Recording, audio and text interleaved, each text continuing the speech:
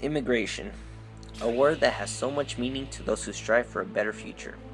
In the US, a population of about 313.9 million people, there are 11.7 million of those who are immigrants. Immigrants who are living in fear, in shadows, and taking risks to help themselves. Does any of this have meaning?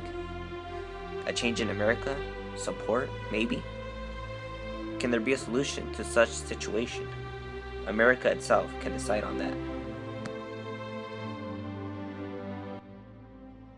Hello, my name is Martin Jimenez, and I, along with my mom and my dad, was born in Mexico. I have two younger brothers, one of 8 years old and one of 5 years old. They were born here. So I came with my family.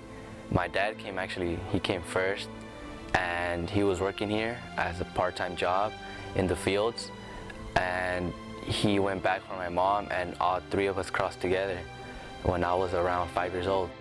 So we've got, in some cases, husbands and wives separated for 5 or 6 years. Now, how is that good for the United States? Or people whose talent we need, but we can't get them legal papers to come and do the things we want them to do. That needs to be part of reform as well. I've been living here already 12 years, and my dad's been living here for like 30, 35. We had fake papers, so that's like when a person that has papers lets you borrow, and then you cross over with their papers. We have about 11 million people who are in the United States today don't have their proper papers. Somewhere between a third to a half of those people would immediately get permanent residence visas if we hadn't made very foolish changes to the law in 1996. So we have an interest in fixing those mistakes, and immediately half of those people will be eligible for visas. We get in so much trouble for it, but we still took a risk because to come here to the U.S. is a better way of life, an easier way of life than in Mexico, because it's harder to get a job there and it's harder to get money compared to here, because here is the opportunities to life. So back in the 80s, my dad, he actually jumped the border because the border wasn't as big as now. So he jumped it, and when he jumped it, he actually found his leg and he broke it. Right now, we have people dying in the desert trying to cross into the United States. It's really a tremendous shame and tragedy that people are losing their lives attempting to enter the United States. Those people need to be able to lawfully enter the United States, and we need to end that tragedy that is a blot on our nation. So he came to Los Angeles first. After that, he recovered, and he came and he lived with friends and family, some family that was here, and he met friends along the way. My dad got his papers like in '83 because he was working in the fields, and there was a law that if you were working on the fields, you could get your citizenship. So he applied to that, and within 10 years, he got his citizenship. The shortest cases would probably take about 3 or 4 months. Longer cases could take a year or more to process. Some cases that are in court could actually take 2 or 3 years, or even more. So it depends on the type of case it is, but it's not quick. It's not going to be like overnight or in a week or two. It's going to be months at least.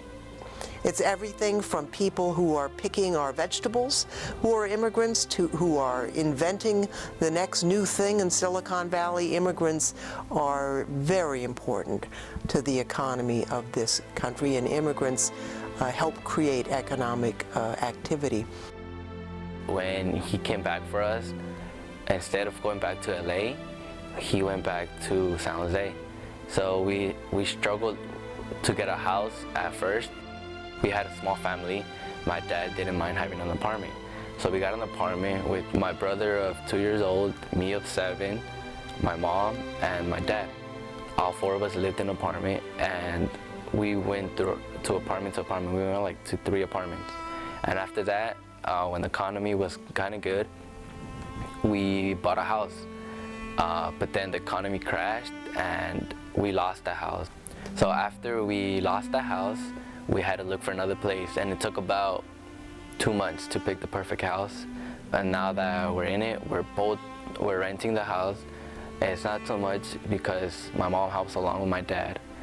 Families are starting to establish themselves, buy houses, buy cars. What's going to happen with everything if they have to move suddenly? You know, with all the things that they have put together, built as a family. And I think that's also a huge concern. In March of 2013, my dad applied for me to get my citizenship. That worked out for us because I got my papers and my mom is on the same process. So now that I got my papers, I was struggling to see if I was gonna apply to scholarships, because some scholarships you need your social security number, and I didn't have that a year ago. So now that I have that, I'm not as afraid to apply for scholarships as I was before, because I didn't know if I was gonna go to college. And now that I have my papers, and hopefully my mom has them this year, we will go back to Mexico and see our family that we have not seen around 12 or 13 years since then. And you can multiply that story out by the thousands and millions immigrants made the United States. Take a look at Silicon Valley. About half of the startups in Silicon Valley were started by somebody born in another country. Think of the thousands and thousands of jobs that were created by those startups. It's good for our economy. It's good for our national security. It's good for our people. And we should do it this year. It is vital that we approach the issue of immigration with a sense of urgency, a spirit of compassion, and a commitment to security. We believe it actually is a wonderful element in resolving this budget and fiscal fight that we have.